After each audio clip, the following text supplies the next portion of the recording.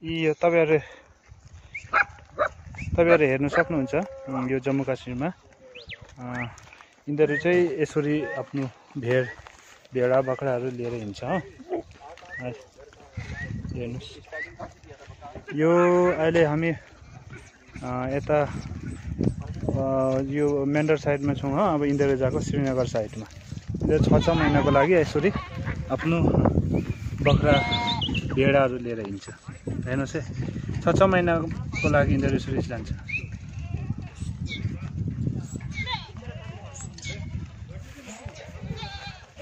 पुरै फुल खादिए हेट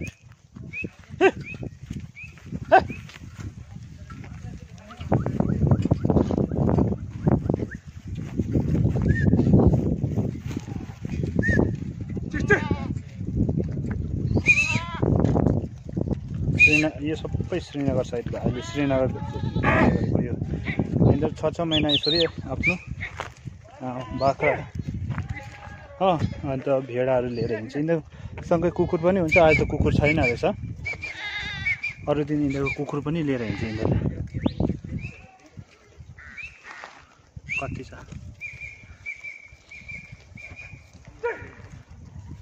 बाँकी साथसाथमा यिनीहरुको सामान बोक्ने घोडा पनि हुन्छ। अहिले छैन रहेछ। घोडा पनि लिएर हिँड्छ यिनीहरु। घोडामा चाहिँ यिनीहरुले कुकुर हुन्छ सँगै।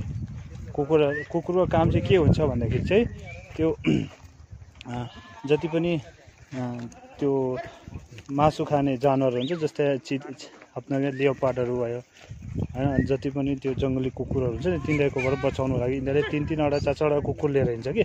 आज चाहिँ छैन रहेछ यिनीहरुसँग कुकुर।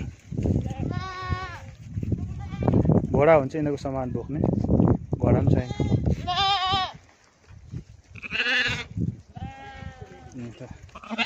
कमसेकम यिनीहरुको अहिले बाख्रा र यो भेडा मिलाएर 300 देखि कम्ती छैन।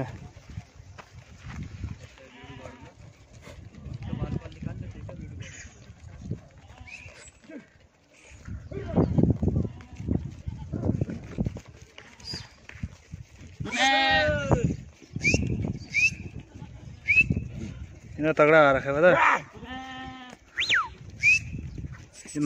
यो जो मान्छे छ यो चाहिँ कश्मीरी हो। यसले चाहिँ आफ्नो रासन पानी कम्बलहरु बोकिराख्छ ढाडमा। यसरी लिएर हिँड्छ। यहाँको नियम हुन्छ यिनीहरुको कश्मीरी नियम।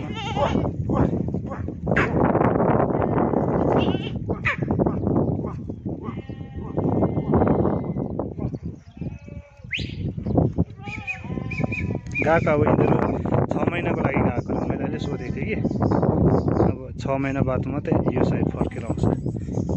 यसरी शिफ्ट भएपछि यिनीहरुको पर्मानेन्ट घर हुँदैन। यिनीहरु यसरी नै एक जग्गा जान्छ 5-6 महिना बस्छ, फेरि अर्को जग्गा जान्छ 5-6 महिना बस्छ। यिनीहरु अहिले कश्मीर साइड गएको अरे।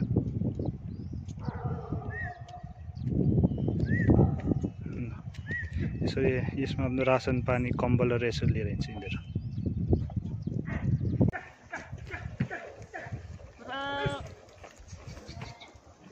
यो यिनीहरुको सिस्टम हुन्छ। जस्तै पहिला हाम्रो गाउँतिर भन्छ पहिला हाम्रो बाजेहरुको टाइममा त्यो गाई भैँसीहरु लिएर फरेस्टमा बस्थ्यो नि। फरेस्टमा 3-3 महिना 4-4 महिनाको लागि गएर आफ्नो फरेस्टमा बस्थ्यो आफ्नो गाईहरुलाई लिएर आफ्नो भैँसीहरुलाई लिएर। यिनीहरुको चाहिँ अब यसरी नै शिफ्ट गर्दै बस्छ। यिनीहरु एक जग्गा जान्छ 3-4 महिना रोकिन्छ। यहाँ हेर्नुस् सब